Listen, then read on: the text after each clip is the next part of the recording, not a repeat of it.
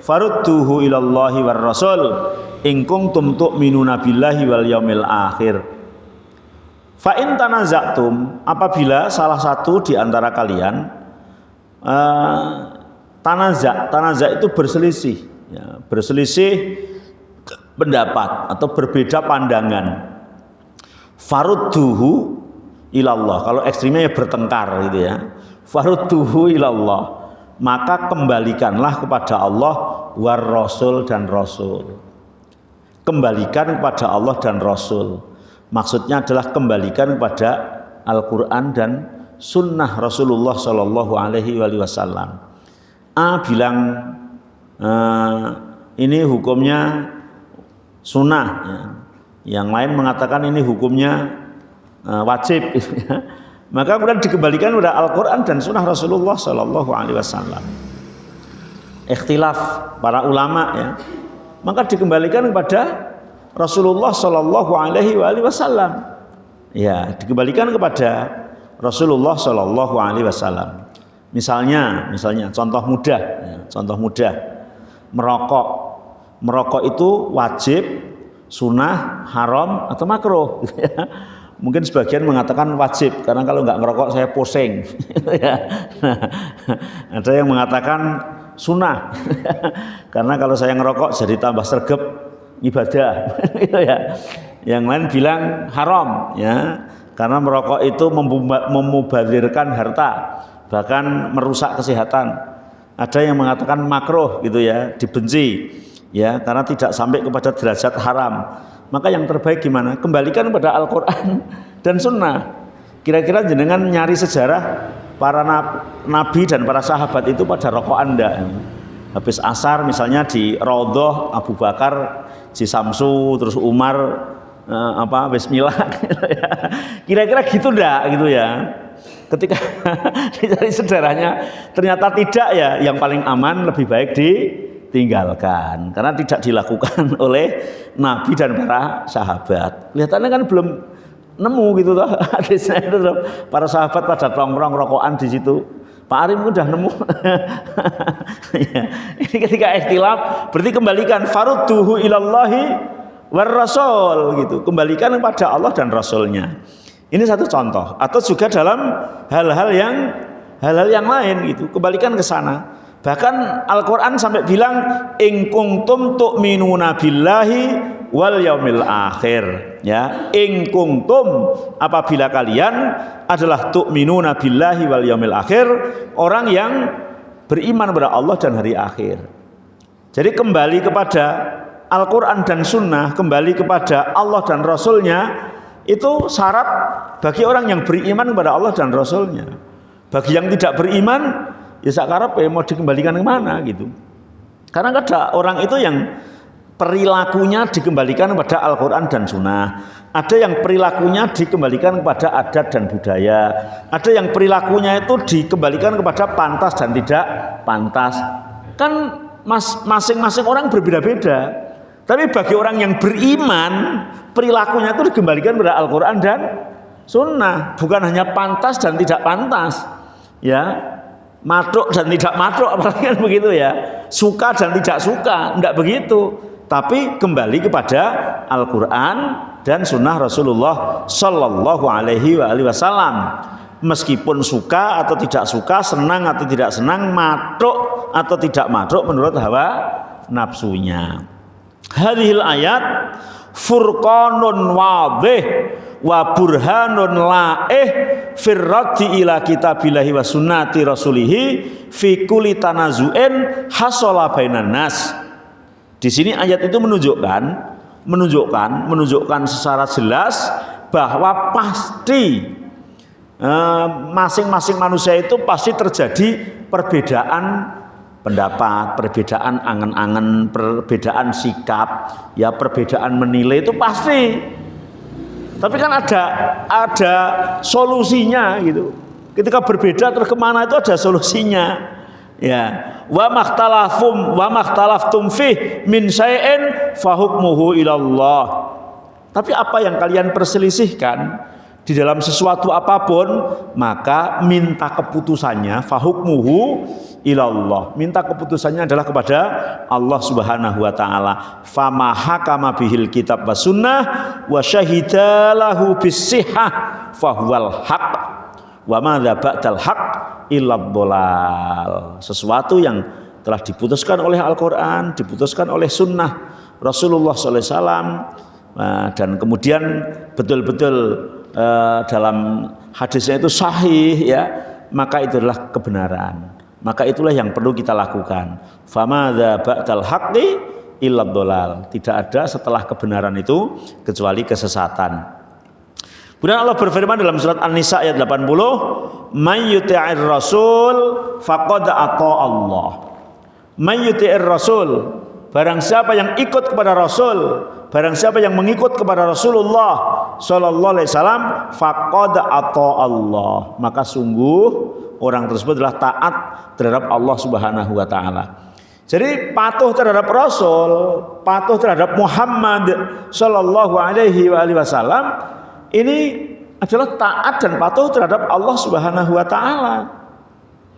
Jadi patuh terhadap Rasul adalah patuh terhadap Allah. Yukhbiru ta'ala an abdihi ya wa rasulihi Muhammadin bi anahu man ata'ahu faqad ata Allah. Ini kabar dari Rasul atau kabar dari Allah, karena Rasul itu layantiku anil hawa in huwa illa wahyu yuha. Jadi apa yang dikatakan Rasul ini kabar dari Allah. Ini kabar dari Allah ya, menghabarkan kepada Rasul dan juga kepada para hamba-hamba Allah, barang siapa yang taat terhadap Rasulullah, taat terhadap Muhammad sallallahu alaihi wasallam, maka berarti dia adalah patuh terhadap Allah. Wa man asahu faqad asallah. Barang siapa yang maksiat terhadap Rasulullah, berarti ya maksiat terhadap Allah Subhanahu wa taala. Karena apa yang disabdakan oleh Rasulullah adalah wahyu dari Allah Subhanahu wa taala. Dalam sebuah hadis yang bersumber dari Abu Hurairah radhiyallahu an, tercantum di dalam kitab Sahihain, itu dalam kitab Bukhari dan Muslim, Rasul bersabda, "Man ata'ani faqad ata Allah." Barang siapa yang mentaati aku, kata Rasulullah, maka sungguh orang itu adalah telah mentaati Allah Subhanahu wa taala. Barang siapa yang mentaati aku, yang bilang itu Rasul, aku yang bilang aku itu Rasul. Saya nirukan ini, bukan aku terus aku Pak. Ya. Man ata'ani faqad ata Allah. Barang siapa yang mentaati aku, maksudnya yang bilang kayak gitu Rasul, faqad ata Allah, maka sungguh orang itu telah taat kepada Allah. Wa man asani faqad asallah. Dan barang siapa yang bermaksiat terhadap aku, kata Rasul, maka sungguh ia adalah maksiat terhadap Allah Subhanahu wa taala. Jadi setelah Allah mengutus Rasulullah SAW jadi utusan, jadi Rasul, maka memang sudah standarnya disampaikan bahwa standar kebenaran mengikuti kepada Rasul itu. Jangan, Rasul kan juga manusia. Ya saya mau ikut Allah saja, nggak harus ikut Rasul misalnya, nggak bisa gitu ya, nggak bisa. Kemudian hadis selanjutnya, waman atau al amir fakot atau ani, waman asal amir fakot asoni. Barang siapa yang taat terhadap pemimpin, maka sungguh taat terhadapku. Barang siapa yang bermaksiat terhadap pemimpin, maka sungguh maksiat terhadapku. Maka di sini ada perintah taat terhadap pemimpin. Yang dimaksud adalah ketika pemimpin itu tidak memerintahkan urusan maksiat. Kemudian dalam Al-Quran surat Asy-Syura ayat 52-53 Allah berfirman, wa innaka latahdi ila siratim mustaqim siratillah. Dan sesungguhnya engkau hai Muhammad sungguh telah diberi petunjuk ya, ila siratim mustaqim, terhadap atau kepada jalan yang lurus, siratillah yaitu adalah jalan Allah Subhanahu wa taala. Yukhbirullahu taala an haqiqati da'watir rasul wa anahu yad'u ila tariqin wadhih bayyin wa sabilin muyassirin hayyinin.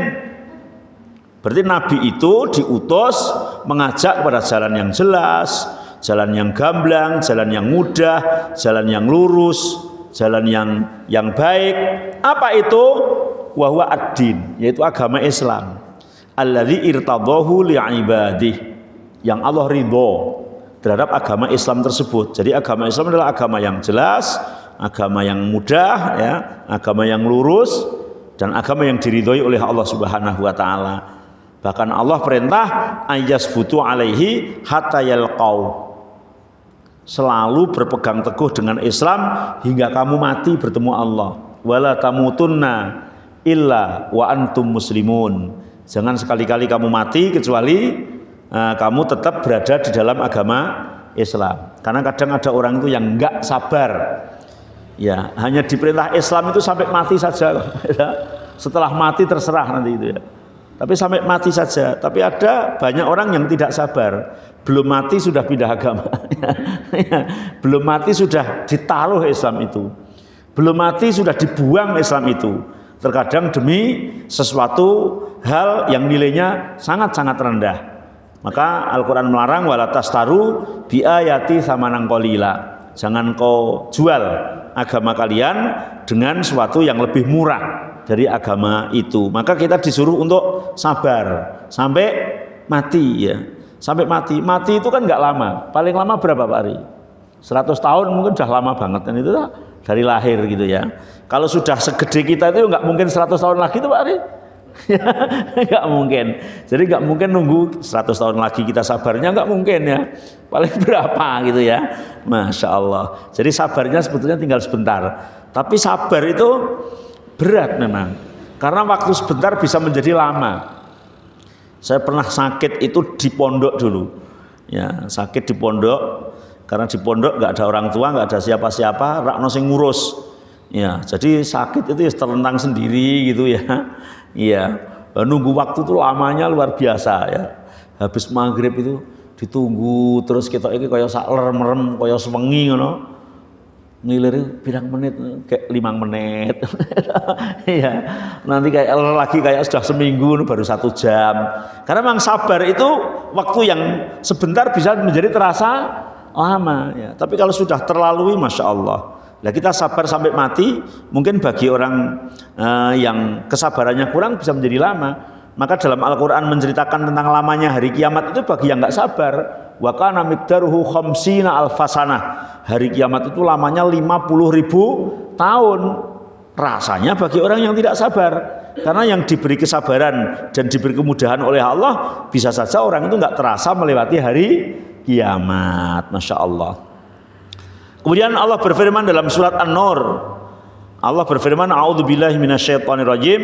Fal yahdharil ladzina yukhalifuna an amrihi an tusibahum fitnah au yusibahum adzabun alim. Ini suatu peringatan besar dari Allah ya. Fal yahdhar, maka waspadalah. Fal yahdhar, maka waspadalah, berhati-hatilah. Siapa? Alladzina, orang-orang yukhalifuna, yang orang-orang tersebut senantiasa menyelisihi an amrihi, dari perintahnya Rasulullah. Waspadalah orang-orang yang suka menyelisihi. Rasul perintah ke timur jenengan ke barat, Rasul perintah jongkok jenengan jalan, Rasul perintah A jenengan B, itu namanya kan menyelisihi lah. Iya, itu kan nabi itu. Kalau di ini sunnah nabi, itu kan nabi, saya enggak nabi ya. Itu namanya menyelisihi kan itu lah. Nah, hanya perkara kecil itu kadang-kadang gitu. Kalau minum pakai tangan kanan seperti Rasul, itu kan Rasul, saya enggak Rasul ya sakarepku, itu namanya menyelisihi. Walaupun kecil loh, apalagi kemudian yang besar. Sampai enggak sholat misalnya, enggak puasa. Misalnya urusan kecil, bukan bilang oh iya saya lupa, itu enggak, tapi ketika ditegur, mbok makan pakai tangan kanan loh, jangan tangan kiri seperti Rasul loh, itu kan nabi Rasul, saya enggak nabi ya sakarepku. Itu namanya menyelisihi loh itu. Menyelisihi. Atau contoh-contoh yang lain ya. Maka kata Al-Qur'an fal yahdhar, waspadalah ya. Siapa? Alladzina yukhalifuna an amrih, yaitu orang-orang yang menyelisihi perintahnya Nabi. Waspada terhadap apa? Antusibahum fitnah, mereka akan terkena fitnah. Waspadalah, orang yang menyelisihi perintah Nabi pasti akan terkena fitnah. Fitnahnya macam-macam. Ya bisa menganggap walau urusan kecil, urusan apa, enggak ngikuti itu enggak apa-apa, itu udah fitnah, namanya fitnah syubhat. Kalau sudah terkena fitnah terus gimana? Au yusibahum adzabun alim, pasti nantinya akan terkena siksa yang sangat menyakitkan.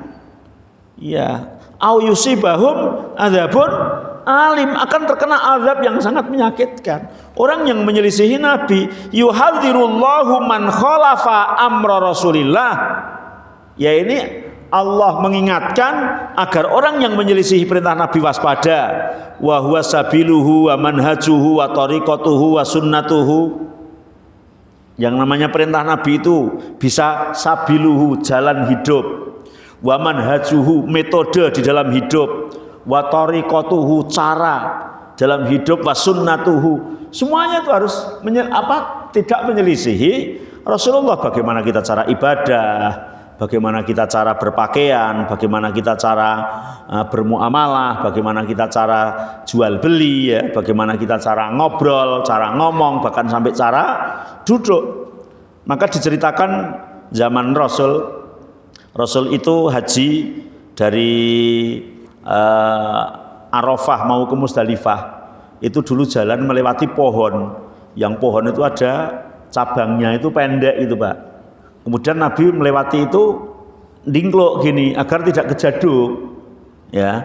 Maka otomatis para sahabat yang di belakangnya lewat situ yang dingklok gitu agar tidak kejaduk dan sekaligus mengikuti Nabi. Tidak ada yang kemudian nyimpang sebelah sana atau sebelah sini gitu. Di situ pakai dinggul. Lama-kelamaan kan pohon ini kan tumbang, entah dipotong atau tumbang tersendiri. Tapi para sahabat ketika melewati situ pasti dingklok gini, ya. Kenapa? Meniru Rasulullah Sallallahu Alaihi Wasallam. Jadi idola itu Rasul, itu udah seperti itu gitu. Ya, tidak menanya lagi Allah surah Allah itu nggak begitu ya. Nah, kadang-kadang kita kan begitu. Surah Allah itu zaman biaya itu begini ya. Maka saya ketika menjelaskan tentang ibadah haji, misalnya ada tarwiyah ketika Rasul tanggal 8 itu pergi ke Mina untuk melakukan tarwiyah dan sholat 5 waktu di sana. Ada yang menjawab, itu kan dulu zaman Nabi karena di Arafah nggak ada air, ke situnya kan ngambil air gitu ya. Nah ini ditakutkan kalau menyelisihi Nabi, lebih baik aja jawabannya itu karena saya nggak punya kemampuan ke sana, itu akan lebih baik kan itu ya. Tapi kadang ada itu orang itu yang protes itu, ini gitu ya. Atau hal-hal yang lain. Jadi para sahabat itu nurut niru Rasul itu kayak begitu, ya kayak begitu. Masya Allah, apapun itu perilaku Rasul ya ditiru karena menyelisihi itu diingatkan oleh Al-Quran. Diingatkan oleh Al-Quran. Maka fatwa zinu al-aqwal wal a'mal bi aqwalihi wa amalihi. Maka ucapan kita, perilaku kita ditimbang. Timbangannya adalah ucapan Rasul dan amal Rasul. Melakukan enggak? Kamu kok melakukan itu? Iya ya, Rasul melakukan enggak? Itu paling baik seperti itu. Kok melakukan itu? Kok begitu? Rasul melakukan enggak? Ketika Rasul enggak itu jangan, loh itu zaman Rasul kan ini sekarang kan ini enggak begitu gitu. Apalagi urusan masalah ibadah gitu ya. Apalagi urusan masalah ibadah. Kenapa kadang misalnya kayak zikir, kayak apa itu kenapa kok dicontohkan oleh Rasul ada yang panjang, ada yang pendek, kok enggak yang lain? Misal banyak hal lah kalau kita mengupas dalam hal seperti itu kan banyak hal. Misal kalau dalam urusan masalah ibadah itu sampai ulama rame di dalam membahas masalah takbir. Bagaimana kalau sholat itu tidak pakai takbir tapi pakai takzim. Padahal takbir dan takzim itu maknanya sama, mengagungkan. Jadi bukan Allahu Akbar tapi Allahul A'zam. Artinya juga Allah Maha Besar. Boleh enggak? Ternyata ulama sepakat nggak boleh, ya tetap harus pakai Allahu Akbar. Padahal Allahu Akbar dan Allahul A'zam maknanya sama. Yaudah saya tak double aja biar lebih utama. Allahu Akbarul A'zam Al-Kabir, ya nggak boleh gitu loh. Karena urusan ibadah niru apa yang dilakukan oleh Rasulullah. Kalau Rasulullah melakukan sedikit ya sedikit, Rasulullah melakukan banyak ya banyak. Itu maka kenapa ucapan takbir kayak begini, ucapan rukuk kayak begini, ucapan i'tidal kayak begini, ucapan sujud kayak begini dan tidak dibalik-balik. Apa sih bedanya subhana rabbiyal azim dan subhana rabbiyal a'la? Coba ketika rukuk subhana rabbiyal a'la kemudian sujudnya subhana rabbiyal azim boleh enggak? Kan enggak dicontohkan. Enggak usah tanya boleh enggak. Contohnya enggak begitu kan. Gitu, itu paling mudah gitu. Lah ini harus kemudian meluas ke dalam masalah ibadah-ibadah yang lain. Lah kadang masih banyak orang itu walah. Ini kan bahkan seolah-olah mengatakan lebih baik kalau kita tambah, kalau kita rangkum, kalau kita modifikasi, kalau kita ini. Lah ini yang kadang-kadang menjadi permasalahan. Fal yahdharil ladzina tadi ya yukhalifuna an amri an tusibahum fitnah au yusibahum adzabun alim. Maka amalan kita, ucapan kita harus ditimbang. Fama wafaqa dzalik kubila. Ya, kalau sesuai kita terima. Kalau sesuai kita terima. Kalau tidak ya tidak ya. Wa ma khalafahu fahuwa mardud. Ya. Kalau menyelisihi berarti ya tidak diterima. Faman khalafa dzalika dhahiran wa batinan fahuwa ala syafa halakatin tusibu qalbuhu bi kufrin aw nifakin aw bid'atin aw yanaluhum adzabun alim fid dunya bi qatrin aw haddin aw habsin aw nahwi dzalika wala adzabil akhiratu akbar. Kalau menyelisihi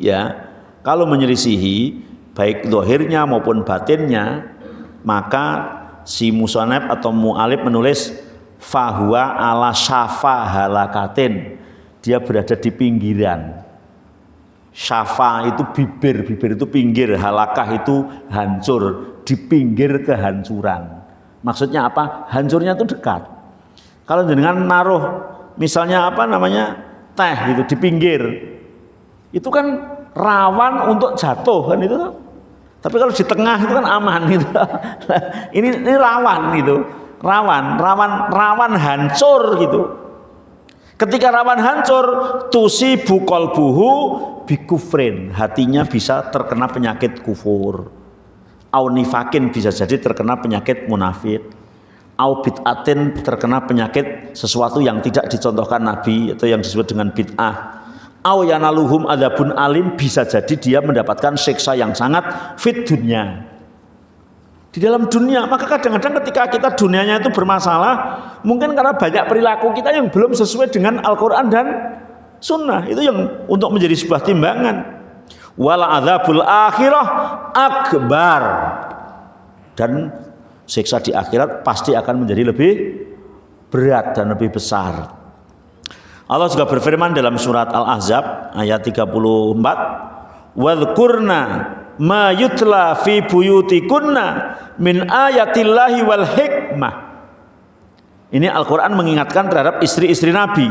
Wadhkurna, nanya di sini nun niswah, yang dimaksud adalah istri-istri Nabi, dan ingatlah mereka istri-istri Nabi ma yutla fi buyutikunna, yang Al-Quran itu dibaca, diturunkan di rumah-rumah kalian. Kan berarti istri-istri Nabi itu.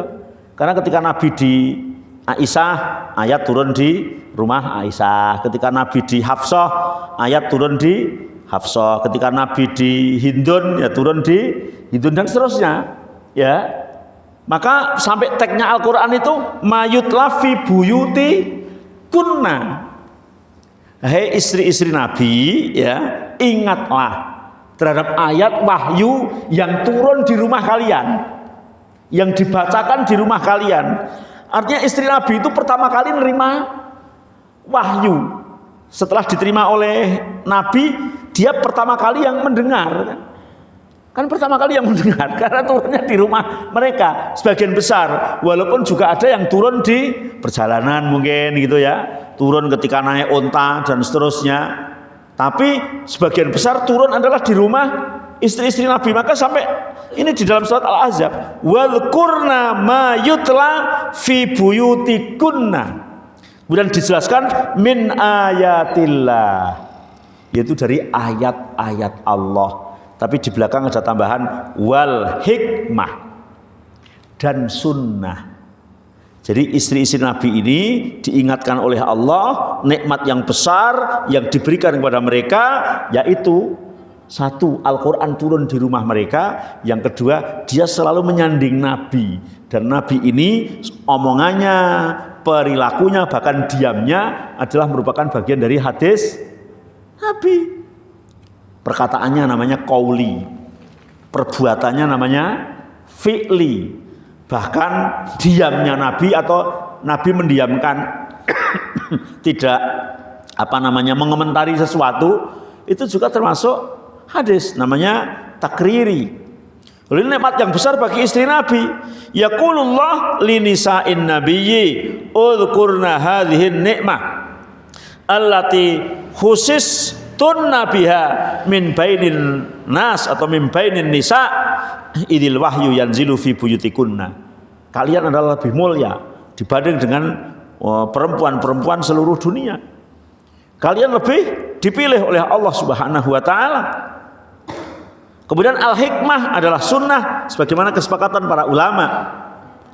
Perkataan para ulama, al-hikmah adalah merupakan sunnah Rasulullah Shallallahu Alaihi Wasallam. Nah di sini adalah bagaimana Allah memerintahkan kepada kita semua, kepada istri-istri Nabi, kepada para sahabat, kepada umat ini untuk selalu berpegang teguh terhadap sunnah Rasulullah Shallallahu Alaihi Wasallam, menjaga sunnah Rasulullah Shallallahu Alaihi Wasallam.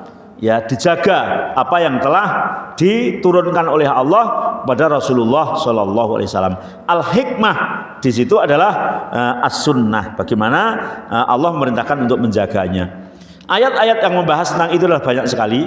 Sekarang akan masuk ke dalam hadis 156, yaitu hadis bab ini yang pertama, menjaga sunnah, adalah hadis yang diriwayatkan oleh Imam Bukhari dan Muslim atau muttafaqun alaih, yang bersumber dari Abu Hurairah atau sahabat Abu Hurairah radhiyallahu an, dari Nabi Muhammad SAW. Nabi bersabda, da'uni ma taraktukum fa inna ma ahlaka man kana qablakum kasratu su'alihim wa ikhtilafuhum ala anbiya'ihim fa idza nahaitukum an syai'in fastanibuh wa idza amartukum bi syai'in fa'tu minhu mastata'tum.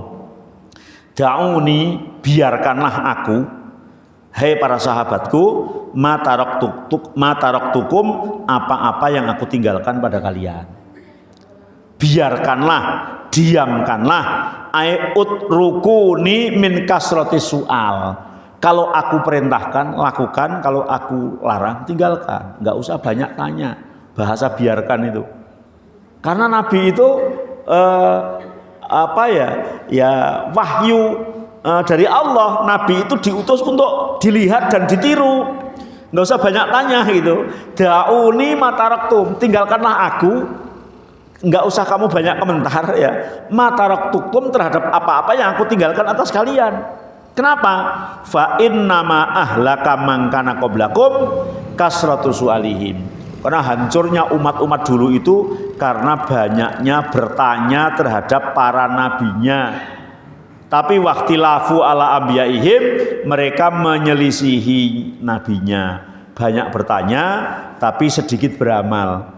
Bertanya hanya untuk pengertian saja, tapi tidak untuk dilakukan. Tanyanya macam-macam, tapi menyelisihinya. Maka kemudian Nabi mengatakan, fa idza nahaitukum an syai'in fastanibuh. Kalau aku melarang sesuatu, tinggalkan gitu aja. Nggak usah banyak tanya, lah kok gitu? Lah kok nggak boleh? Lah kok haram? Ya, udah tinggalkan aja. Oh ya, Nabi tinggalkan. Wa idza amartukum bi syai'in fa'tu minhu mastata'tum. Tapi kalau aku perintahkan kepada kalian, maka lakukanlah sesuai kemampuan kalian. Kalau dilarang untuk meninggalkan, tinggalkan gitu aja. Tapi kalau diperintahkan, ya lakukan semampunya. Karena meninggalkan itu lebih mudah, meninggalkan itu lebih ringan daripada melakukan. Melakukan itu butuh kemampuan. Ya, ada yang mampu, ada yang tidak mampu. Maka kalau perintah disuruh melakukan semampunya, tapi kalau meninggalkan, ya tinggalkan gitu aja. Dalam hadis ini mengandung beberapa pelajaran. Yang pertama adalah al-amru bitarki su'al an syai'in lam yaqo. Jangan bertanya sesuatu yang belum ada hukumnya. Jangan bertanya sesuatu yang belum ditetapkan hukumnya. Kenapa? Khosyatan antunazila bihi wujubun aw azimah. Karena ada sesuatu hal yang munculnya hukum itu setelah ada pertanyaan gitu. Yang tidak dijelaskan itu tinggalkan, diamkan gitu aja. Zaman Nabi misalnya tanya, ini gimana ya Rasul? Yang awalnya nggak wajib jadi wajib. Ini haram atau tidak? Yang akhirnya halal jadi haram, kan itu loh. Karena banyak bertanya. Karena banyak bertanya itu mempersulit diri sendiri. Memang malu bertanya sesat di jalan, tapi banyak bertanya kan memalukan. Masa tanya terus itu ya. Nah, tanya terus hal-hal yang mudah. Ya, ini jadi jangan bertanya sesuatu yang belum ada hukumnya, nanti menjadi mempersulit diri. Sebagaimana zaman Bani Israel yang diceritakan dalam surat Al-Baqarah, disuruh menyembelih sapi, ternyata tanya sapinya sing koyok piye, umure piye, warnane piye, kan dari kangelan. Padahal kalau dia nyembelih sapi itu aja udah cukup ya. Iya, tapi tanya ini itu ya. Jadi kesulitan. Li'anna kasrata su'al tusilu ila ta'kidil masail wa tafri'iha. Banyaknya bertanya itu menjadi mempersulit diri ya. Kalau di kita kadang-kadang ketika bepergian, yuk kita sholat jamak takdim. Ya, qashar. Ujih, Allahu Akbar, nanti niat jamak takdim qashar. Ning ana sing takon, Ustaz, kula dereng saged niate ya, dadi kesulitan toh. Padahal kan tadi udah mudah. Yuk kita sholat jamak takdim qashar. Sudah dijelaskan zuhurnya 2 rakaat, asalnya 2 rakaat ya. Titik. Lakukan ikuti imam selesai kan itu toh. Tanya, niatipun dos pundi? Akhirnya dituntun niate. Ya wis usolli fardhu dzuhri fardhu dzuhri jam'at takdimin qasron lillahi taala. Catetke riyen Ustaz, ngono sik kon nyatetke. Catetke nggo tulisan Arab ora iso ditulis Latin, Ustaz malah mempersulit diri to. Akhirnya jadinya wah, urung iso hafal. Mengko wae akhirnya ngapalke niate nganti masuk asar, akhirnya ora salat. Ya, ini artinya banyak bertanya itu kadang menjadi mempersulit diri, itu gambaran kayak begitu. Ya, ada orang tidak pernah sholat rawatib atau qobliyah ba'diyah gara-gara yang mau ngomongin jare urung iso niate. Padahal dia takbir ya iso, ruku iso, iktidal iso, maca Fatihah ya hafal, tahiyat ya hafal. Lah orang lakoni ngopo urung iso niate. Kan repot. Nah, ini artinya menanyakan suatu hal yang sebetulnya itu mudah kadang-kadang menjadi sulit gitu ya, menjadi sulit. Padahal niat itu urusan hati, urusan hati. Hati itu nggak diucapkan aja sudah tahu ya. Nah, misalnya panjenengan Pak Didik misalnya pergi ke masjid, mau kemana Pak Didik? Ke masjid. Mau apa? Ngaji. Udah selesai kan? Atau mau sholat jamaah gitu. Kalau pas hari Ahad kan mau ngaji, jangan nggak ngaji ke masjid nganu Pak Didik. Niate piye ya mangkate kan angel. Malah kok dadi kesuwen kan itu ya. Ya, makanya jangan tanya hal-hal yang sebetulnya mudah akhirnya menjadi sulit itu ya. Menjadi sulit. Wa tuftahu babus subuhat al mufdiyah ila kasratil ikhtilaf alladhi yafdi ilal halak. Pertanyaan-pertanyaan itu membuka pintu-pintu subhat. Nah, di sini kan menjadi timbul ikhtilaf, adanya ikhtilaf itu dari pertanyaan itu. Kemudian ulama ikhtilaf, piye to? Oh, sebagian mengatakan niat, akhirnya menjelaskan niat itu di hati. Sebagian yang lain walaupun di hati ya dituntun oleh lesan. Terus bagaimana kalau hati saja tanpa lesan? Bagaimana kalau lesan saja tanpa hati? Kan jadi pembahasan panjang lebar. Karena dari pertanyaan yang sebetulnya sesuatu yang mudah tapi ditanyakan akhirnya menjadi sulit. Ya, ini disamakan juga dalam hal-hal yang lain. Hal-hal yang lainnya ya seperti itu. Kemudian wujubu tarki kullin manhiyin anhu idza kana an-nahyu jaziman. Wajibnya meninggalkan larangan. Ketika larangan itu dengan pasti atau disebut haram, itu wajib ditinggalkan. Ya, hal yang dilarang ya sudah jangan dilakukan. Li annahu la masyaqqata fi tarkihi walidzalika kana an-nahyu anhu aman. Karena orang yang meninggalkan larangan itu sebetulnya enggak ada berat-beratnya. Meninggalkan larangan itu tidak berat. Kalau melakukan perintah itu berat. Berat dalam ukuran syariat. Kalau berat masalah hawa nafsu sih ya Memang hawa nafsu itu sukanya hal-hal yang dilarang, yang diperintah nggak mau kan itu ya. Misalnya kayak kita sakit disuruh minum obat aja itu kan nggak ada orang kemudian hobi minum obat kan nggak ada ya. Obatnya tetap nggak enak kan. Nah, tetap nggak enak itu karena hawa nafsu ya. Tapi ukuran syariat meninggalkan itu ringan karena meninggalkan itu nggak pakai tenaga ya. Meninggalkan ngerokok pakai tenaga dah kan nggak butuh energi tuh ya. Meninggalkan maksiat itu misalnya meninggalkan apa gitu kan nggak pakai energi ringan. Beda kalau melakukan kan butuh tenaga. Melakukan sholat, melakukan baca Quran, melakukan dzikir, semuanya pakai tenaga. Maka meninggalkan itu lebih ringan menurut syariat. Fi'lul ma'mur bihi qad yulzamu minhu masyaqah. Kalau melakukan perintah itu ada berat-beratnya. Walidha kana al-amru bihi ala qadril istita'ah. Maka melakukan perintah itu sesuai dengan kemampuan. Sholat nggak mampu dengan berdiri boleh duduk nggak mampu boleh dengan tiduran dan seterusnya sesuai dengan kemampuan. Kalau mau tawaf itu cium hajar aswad kalau mampu, nggak mampu dimek wae, nggak mampu lagi pakai tongkat nggak mampu cukup dada. Ini namanya sesuai dengan kemampuan dan pahalanya sama. Orang sholat sambil duduk dan sholat sambil berdiri, ketika yang sambil duduk itu karena udzur pahalanya sama. Ya, yang sama tiduran pahalanya juga sama. Ya, maka ala qadril istita'ah. Kemudian yang bagi al-isghal bil aham al-muhtaj ilaihi ajilan amala yahtaju ilaihi fil hal. Kita harus mendahulukan mana yang terpenting, penting, kemudian kurang penting ya. Jadi yang paling penting bil aham ya itu harus segera dilaksanakan. Mana yang paling penting terlebih dahulu ya. Kemudian bawahnya mana.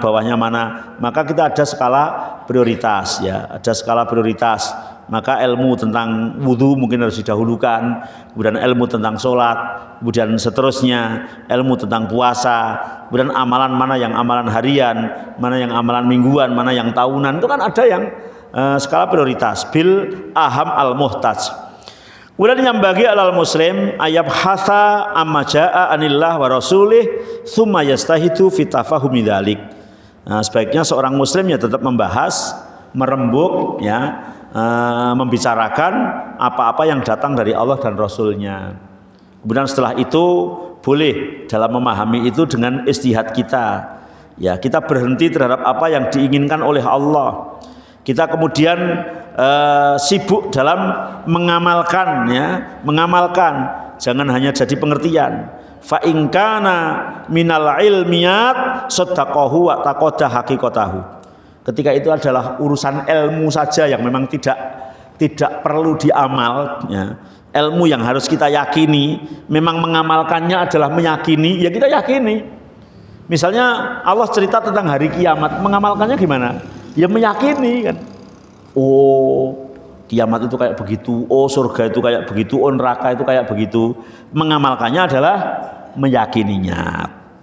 Fa in kana minal amaliyat ya badlu was'ihi fi tatbiqihi wal qiyami bihi. Ketika ilmu itu menuntut untuk kita lakukan, ya kita lakukan semampunya. Misalnya perintah sholat, aqimus sholah wa atuz zakah ya, dan perintah-perintah yang lain. Nah, ininya ya kita menyerahkan semua kemampuan kita untuk melakukan hal tersebut.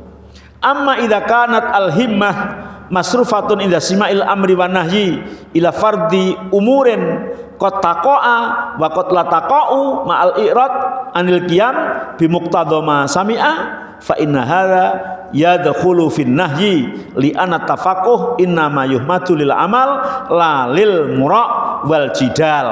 Jadi ketika memang dalam pembahasan ilmu itu ilmu yang belum dilakukan sekarang, ya punya cita-cita untuk melakukan ketika sudah punya kemampuan.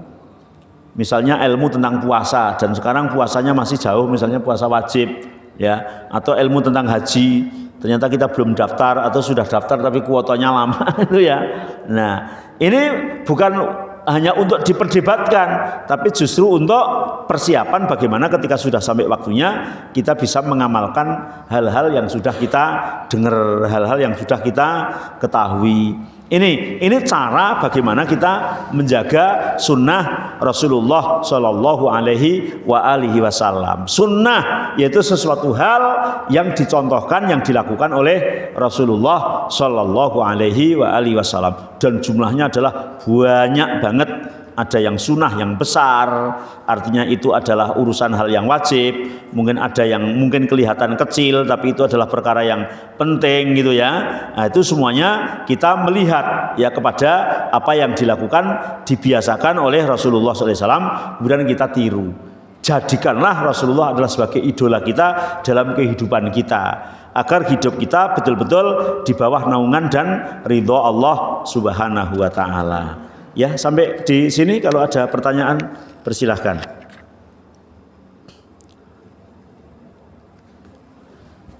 Pak Adi, ada pertanyaan? Cukup, sudah Isya. Pak Ari, ada pertanyaan? Cukup? Ya, sampai di sini semoga bermanfaat. Kurang lebihnya minta maaf. Subhanakallahumma wa bihamdika asyhadu an la ilaha illa anta astaghfiruka wa atubu ilaik. Wassalamualaikum warahmatullahi wabarakatuh.